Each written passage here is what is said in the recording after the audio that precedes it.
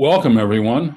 I'm Brad Roberts. I'm the director of the Center for Global Security Research at Lawrence Livermore National Laboratory. It's my pleasure to welcome you to this session of Meet the Author, in this case, authors, well, more precisely, editors.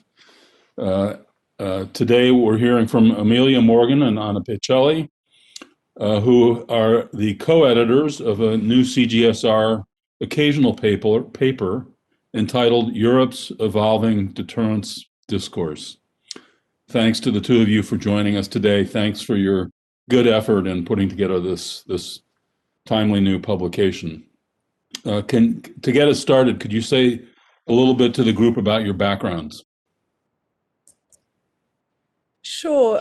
So I'm a doctoral candidate at King's College London and a researcher at the Centre for Science and Security Studies. Much of my research relates to how states craft their nuclear messaging strategies and how they're received by various audiences, from allies and adversaries to domestic constituents. I've also spent a lot of time observing how dialogue around nuclear issues is evolving in many of the institutions underpinning the global nuclear order. And sitting in Europe, I've often found that there's a disconnect between perceptions of European perspectives on deterrence and what they actually are in reality. And that there's a diversity of views within Europe and across the alliance that often gets lost in deterrence debates. So I was very happy to be invited to be part of a project that tried to correct some of that and to help shape a new deterrence dialogue. Excellent, thank you. Anna. Hi, I'm Anna Peczeli. I'm a postdoctoral research fellow at CGSR. My background in this field is primarily in arms control. I started my career in Europe and I was lucky enough to get involved in many networks that focus on different aspects of arms control and disarmament. Thinking about how arms control mechanisms can support stability and security has always been a central question in my research projects. And for many years, back in Europe, I heard the argument that deterrence does not work, it is a myth, and it was pretty much treated almost as a dirty word. I came to the United States first in 2013 through a fellowship, Fulbright fellowship in Washington, D.C., and then I returned in 2016, and I have been at Stanford University first, now at CGSR. And here in the United States, I met with a different environment where you have the whole spectrum of ideas and views on deterrence and arms control. There are those who love arms control and do not believe in deterrence, and on the other side of the spectrum, there are those who are skeptical about the benefits and values of arms control and believe that we should focus exclusively on strengthening our deterrence posture.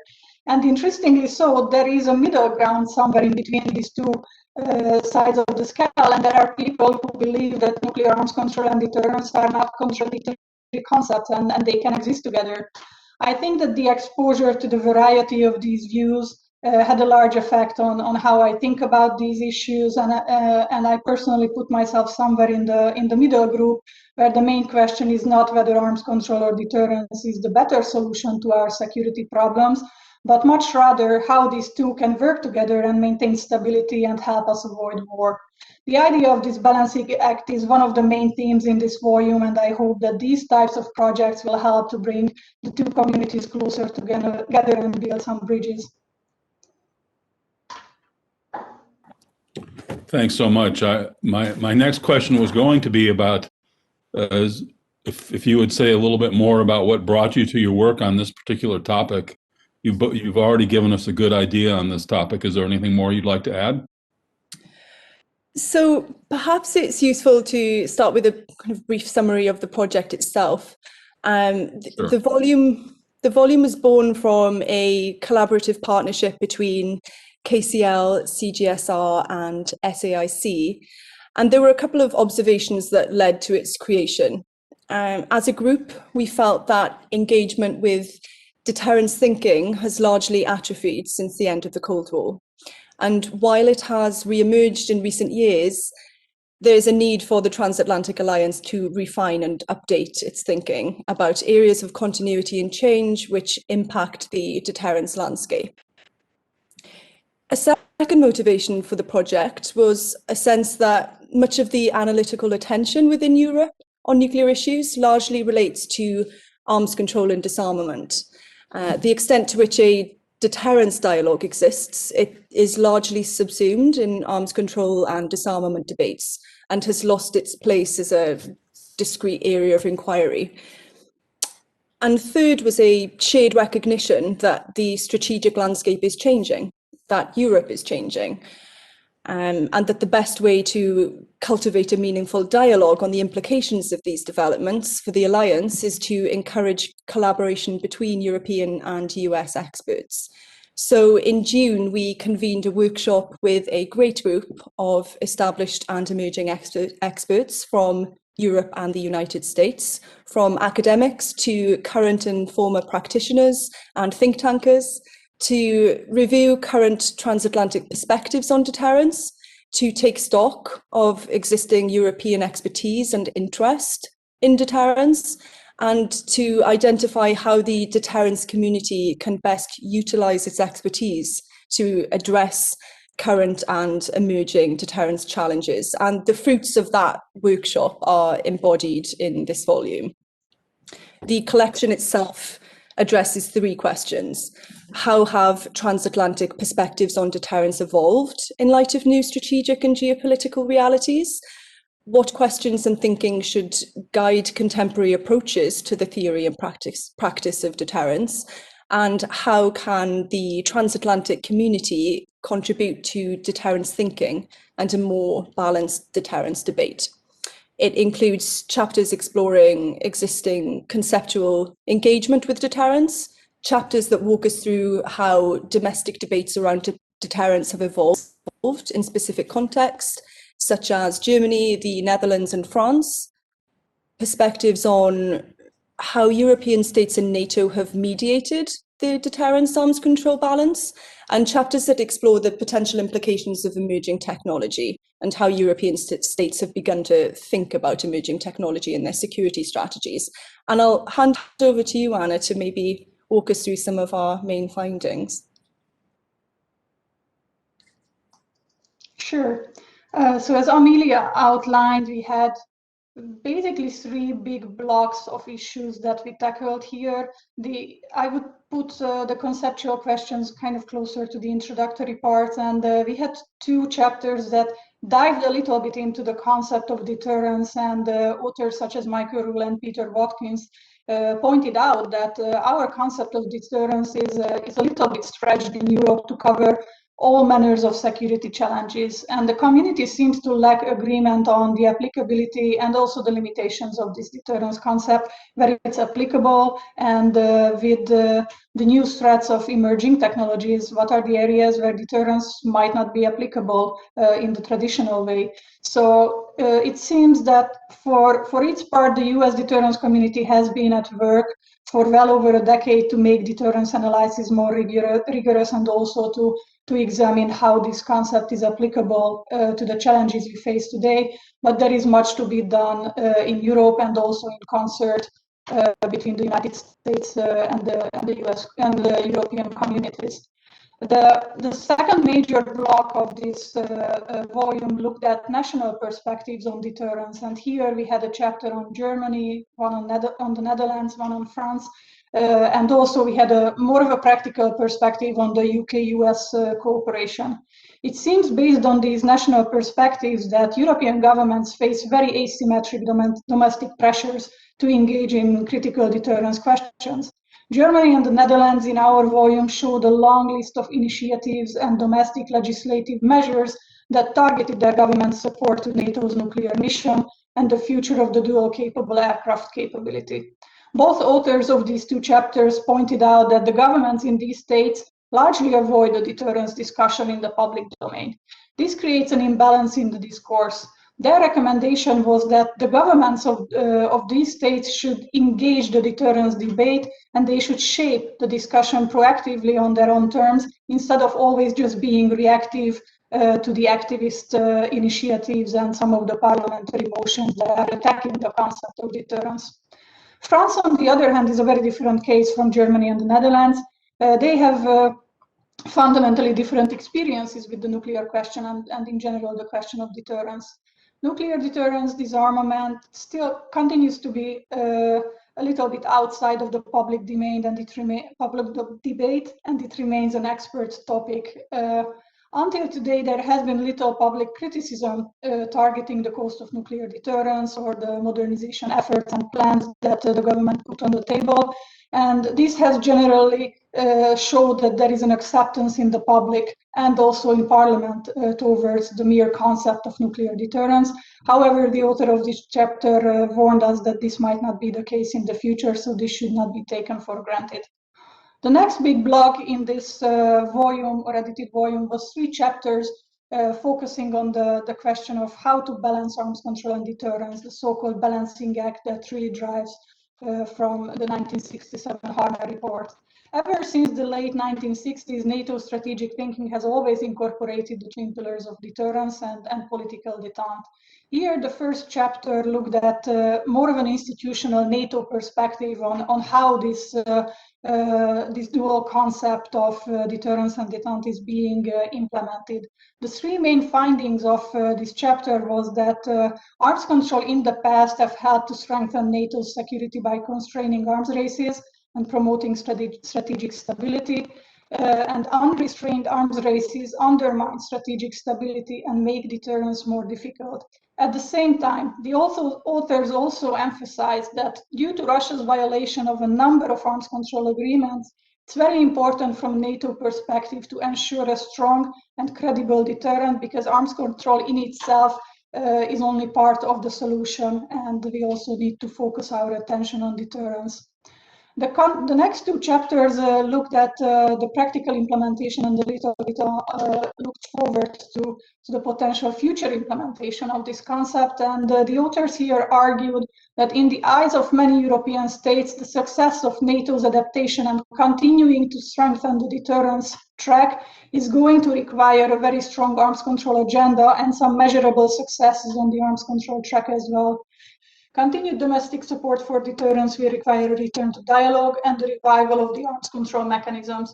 To restore the balancing act, it would be very helpful if the United States worked together in concert with the European states to identify arms control initiatives where some NATO member states or maybe all of the European NATO member states can take the lead and potentially step up as co-sponsors or facilitators of discussions.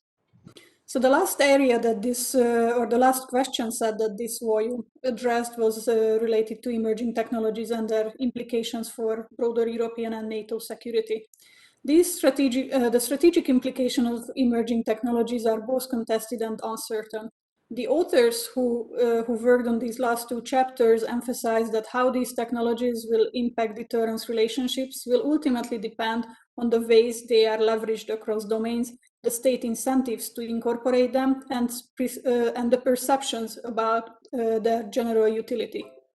With regards to the incentives, not all countries have and will have the same incentives to integrate emerging and disruptive technologies into their nuclear forces.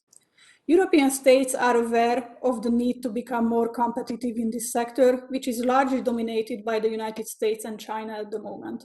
Europeans have accordingly developed strategies to improve their prospects for innovation and take advantage of the potential opportunities accompanying these technological advancements. However, there is still a lot to be done in the future. Thanks, Anna. Thanks, Amelia. How are you characterizing the importance and timeliness of this work to your colleagues?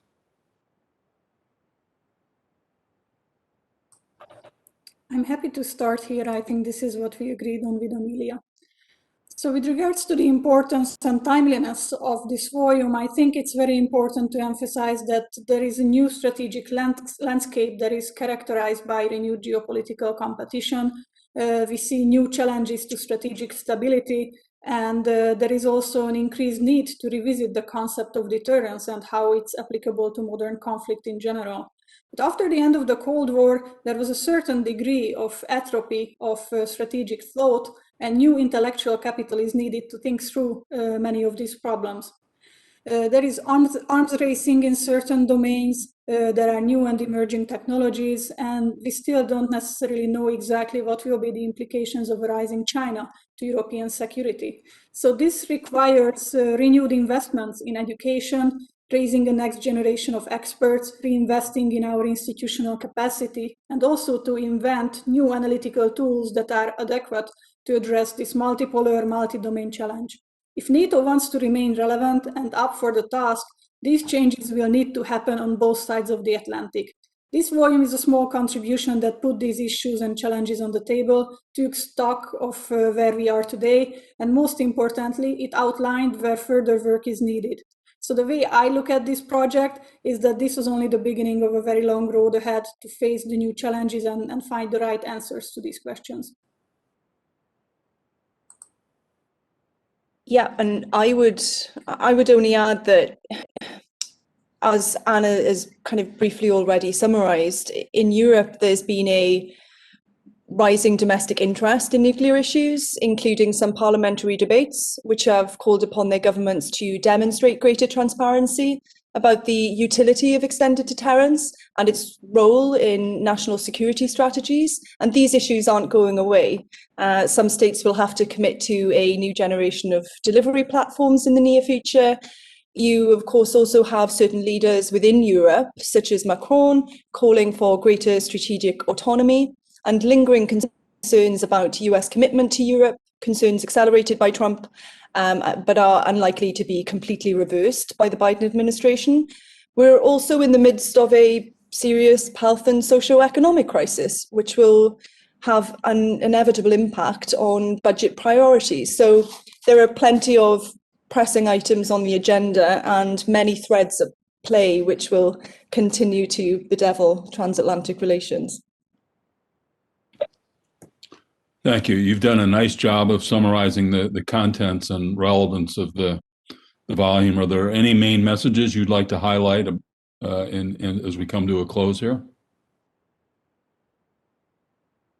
Well, I think in terms of what we're hoping to achieve at its most basic level, we hope the volume will generate greater awareness of European thinking on deterrence, that it will generate new perspectives and ideas, as well as encourage the deterrence community to think about the priorities that should guide future research on deterrence. And we also hope that it is the start of a more concerted and sustained collaboration between US and European experts. Thank you. Anna? I think looking at where this debate might be headed and where do we go from here, it's important to drive home the lesson that there may be very diverse experiences in Europe about nuclear deterrence, nuclear arms control, and some of these concepts. But we found that there are still some deep shared fundamentals and principles that NATO member states find equally important. NATO remains a nuclear alliance, and no NATO member states have joined the treaty to prohibit nuclear weapons, and it's also likely that nobody is going to join from the NATO member states. All NATO member states also supported the US withdrawal from the INF Treaty in the face of Russian cheating.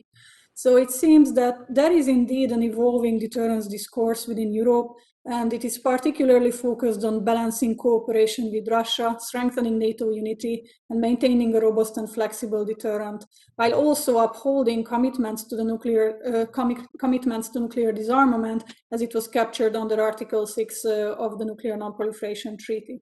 I think in the future, we all hope that the transatlantic community will focus more on these shared principles, and the sense of common values and principles will be directed to facing new deterrence challenges. There is a lot to be done on conventional nuclear alignment, our adversary profiling, creating a more self-reliant European deterrent, but all of these steps will require a shared sense of deep first principles between member states. Thank you. Well, let me observe that you've both emphasized that this is the beginning of a process and there's a lot of work lying ahead. Out of curiosity, what's the piece of work that you each have in front of you that's next? on this topic. Amelia, would you like to start? Sure. So I'm currently working on quite an exciting project looking at public opinion around deterrence in NATO host states, and hoping to initiate some survey research of my own. It's an area that has been neglected for about 3 decades. So there's much work to be done on public opinion around nuclear weapons, specifically around deterrence as opposed to disarmament. So I'm looking forward to getting started with that. Great, thank you, Anna. I'm also at the beginning of an exciting new project at CGSR, and I'm going to explore what emerging and disruptive technologies mean for the future of arms control and risk reduction, and what kind of options do we have to think about cross-domain or multi-domain risk reduction measures and arms control measures. So it's I guess I'm staying true to my background, but definitely developing this project to actually have relevance for the types of challenges that we face today. Great, thank you. Thanks to both of you for this introduction. Thanks to both of you for your leadership of this effort. Is there anything else you'd like to add as we wrap up now? Either of you?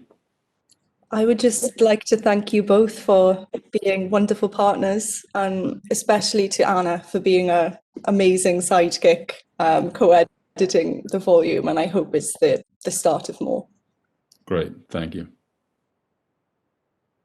Thank you so much. I would also like to just echo Amelia's thanks. It was certainly a fruitful and very exciting cooperation between the two of us. But also thanks to you, Brad, and to Heather Williams from King's College and to Greg Giles from SAIC for your leadership. We couldn't have done this volume without the support from the 3 of you. So we really appreciated your guidance throughout this whole editing process. And also special thanks to all of our workshop participants and authors who provided an invaluable contribution to this volume. It was a true pleasure to work with all of you on this project. And as Amelia said, we hope that this is just the beginning of many more cooperative projects in the future.